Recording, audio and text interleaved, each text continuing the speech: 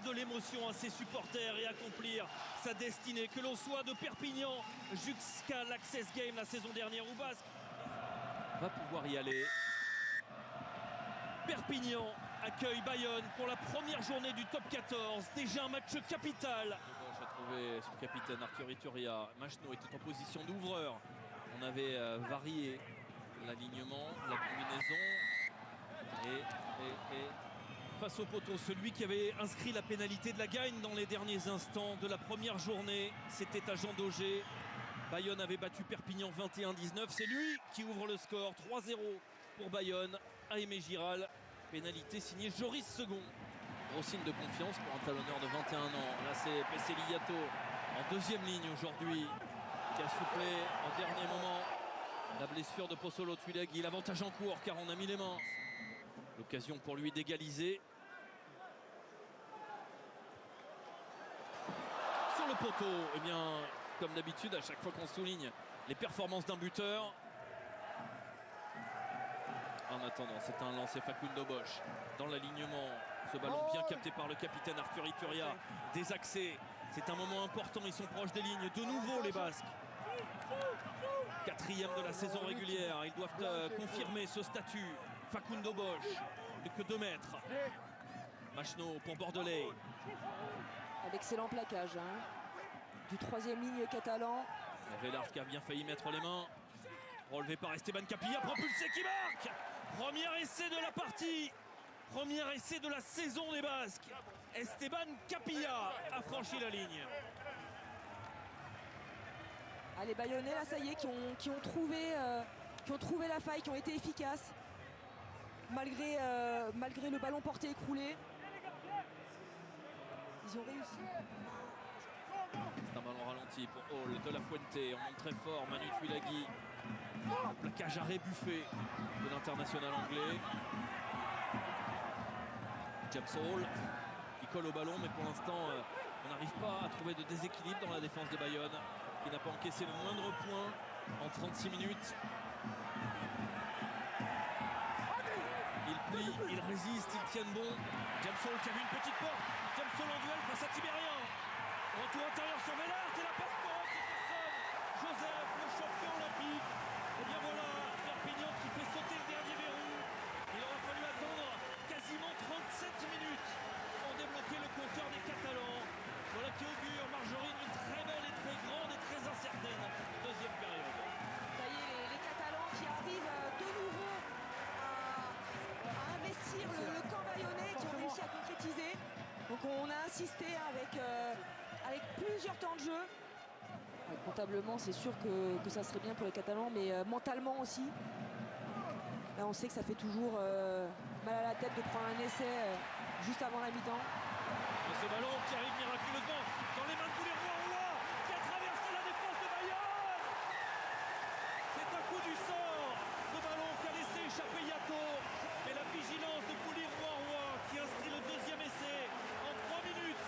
Les Catalans ont inversé toute la partie.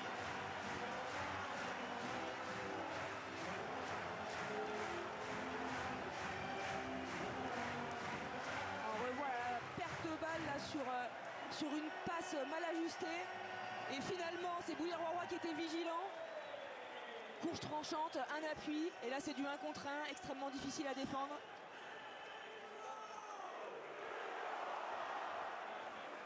Tom Spring battu, pris. Et Perpignan qui n'avait pas marqué un seul point en 37 minutes. Ah ouais, quel changement de physionomie là pour cette fin de première mi-temps. 14 car cet essai est transformé. Et à la pause, c'est donc Perpignan qui mène 14-10. Dans une ambiance exceptionnelle. Cette deuxième période s'annonce indécise et palpitante. Le coup d'envoi de cette deuxième période donné par Tristan Teder pour les Perpignanais qui comptent donc 4 points d'avance. 2 essais partout. Lié. Oui, c'est un changement définitif. On va prendre des nouvelles effectivement pour savoir ce que c'est. Deuxième fois. Ah, c'est un réel coup dur parce que Arthur Ituria. Et c'est un coup du sort sur cette première journée. Ils ont le vent dans le dos, les Bayonnais. Ils la prennent à distance, elle part droit, elle part bien, et Cher Tibérien qui va ramener les Basques à un petit point de Perpignan. Ils ne sont plus menés. Récupéré par Machno. Abel Kufner. Il y a un mur catalan face à lui, Abel Kufner. Ce n'est pas un cadeau. Et du coup, c'est un ballon perdu. Mauvais choix là de Machno. C'est pour ça qu'à distance, il le tente. Tristan Teder, 2 sur 3 pour l'instant. C'est un vent sympa avec les buteurs. Ouais, non, ça passe à côté. Ça fuit le cadre. On essaie de retrouver de l'avancée par des relances de jeu là du côté de Perpignan. Mais c'est... Et Joris Second, il a encore 7 secondes. Avec le vent, et ce vent tourbillonnant qui ramène le ballon parfaitement. Et Bayonne qui repasse devant et qui mène 16-14. Il doit apporter plus à cette équipe de Bayonne. Effectivement, là, quelques mètres de la ligne. Il a le profil. Il a le profil, il est placé très à hauteur. Bon, on peut... Mais d'abord, il y a cette charge de Bruni. Et ce ballon qui va sortir vite et propre pour Facundo Bosch. Vite, oui, propre, pas forcément. Il est venu étayer, il vient soutenir ses coéquipiers. Tel un 9e avant, Manu Tuilagi. Et ce ballon qui est toujours pour les Basques. Un moment important, ils ont franchi la ligne. Deuxième essai, inscrit en force cette fois-ci. Qui se relève de cet amas de joueurs avec le ballon. C'est peut-être Rodrigo Bruni. Le Pumas. Petit break désormais, 7 points d'avance. 21-14. Dernière victoire à l'extérieur. Elle remonte au mois de décembre. C'était à Vannes. La conquête, elle est chahutée. Mais Alexandre Fischer a récupéré ce ballon et a remis les Bayonnais dans l'avancée avec Manu Tuilagi. Là encore, on envoie les hommes forts sur la ligne d'avantage. Et on est sanctionné côté catalan. Et pour l'instant, Perpignan est réduit au silence dans cette seconde période. Comme lors de la première période. Et ça passe, ça fait 26. Plus 12 désormais. Pour aller chercher un premier succès en terre catalane depuis 1970.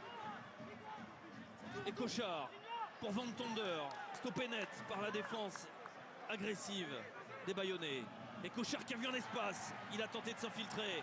Le relais pour ne pas perdre la vitesse dans le mouvement.